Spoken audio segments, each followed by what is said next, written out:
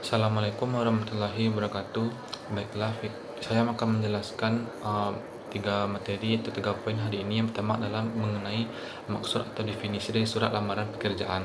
Jadi, surat lamaran pekerjaan adalah surat yang berisi permohonan untuk bekerja di suatu lembaga, perusahaan atau perseroan terbatas atau PT yang pada umumnya memiliki bagian-bagian berisi identitas diri, jasa yang dapat dilakukan, pendidikan hingga keterangan keahlian dan pengalaman.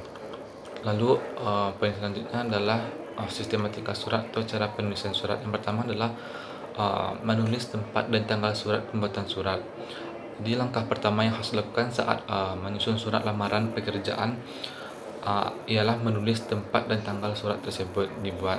Contoh, Padang 11 Desember 2021. Yang kedua adalah lampiran dan hal.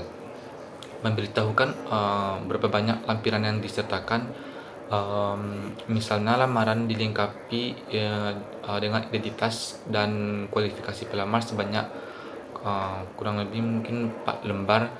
Contohnya lampiran 4 lembar, hal pemberitahuan. Kemudian yang ketiga adalah alamat surat yang akan dituju. Tuliskan alamat ke mana surat yang akan dituju, kemudian dalam surat tersebut atau dalam alamat surat tersebut terdapat beberapa hal. Yang pertama adalah surat lamaran kerja termasuk surat dinas, artinya kita tidak menyurati seseorang saja. Oleh karena itu surat lamaran pekerjaan yang benar tidak akan menggunakan kepada. Poin yang kedua, alamat sebaiknya tidak lebih dari 3 baris untuk mempersingkat isi surat. Kemudian poin yang ketiga, jabatan tidak menggunakan panggilan jenis kelamin seperti bapak atau ibu.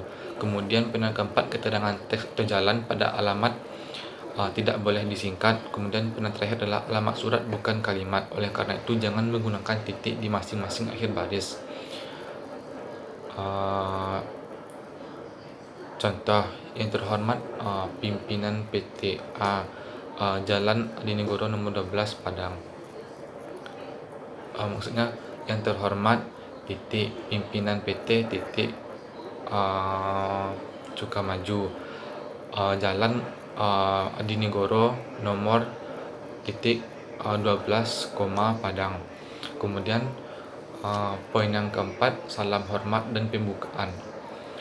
Salam atau ucapan hormat yang biasa dimulai dengan ungkapan seperti dengan hormat untuk memulai surat lamaran pekerjaan secara formal.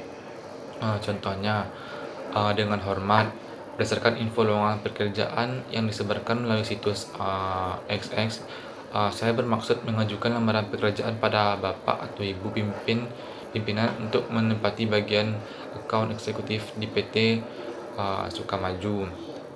Kemudian yang terakhir adalah isi surat lamaran pekerjaan terdiri dari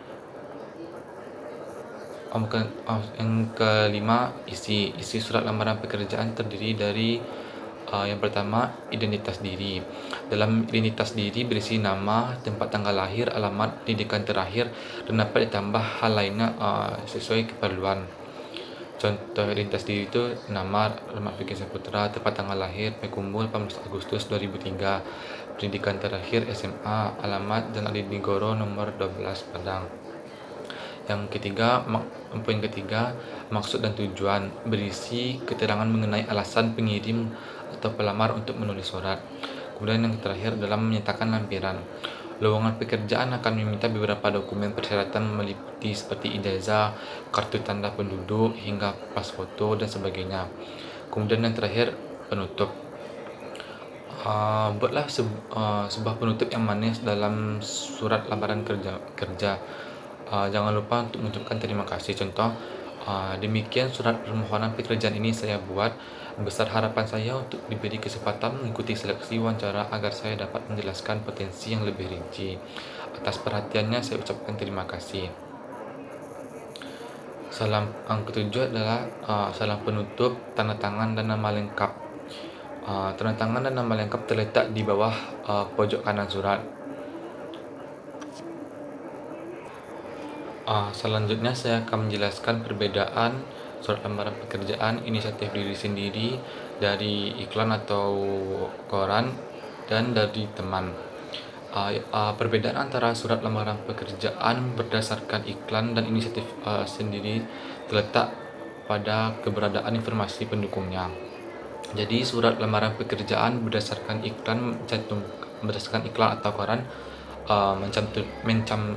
mencantumkan kualifikasi pelamar berdasarkan catatan pendukung atau syarat yang telah disampaikan uh, pengiklan atau pengeluaran.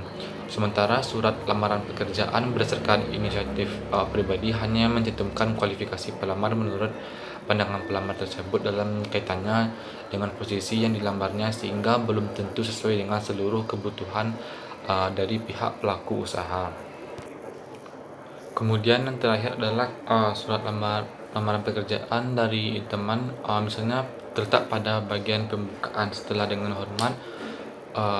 Contohnya Bapak Satya Hutono, seorang manajer seorang manajer Technical Support Department di PT Sukamaju Yogyakarta, menginformasikan kepada saya bahwa informasi teknologi departemen di PT Sukamaju Yogyakarta membutuhkan tambahan tenaga profesional. Jadi terlihat jelas bahwa perbedaan infotainment dilampirkan pada bagian pembukaan tersebut, bahwa seorang Technical Support Department di PT Sukamaju menginformasikan kepada kita bahwa mereka membutuhkan tambahan tenaga profesional, dan itu dilakukan secara tidak langsung atau informal oleh Technical Support Department di PT Sukamaju tersebut. Baiklah, mungkin hanya itu yang dapat saya jelaskan. Sekian, terima kasih.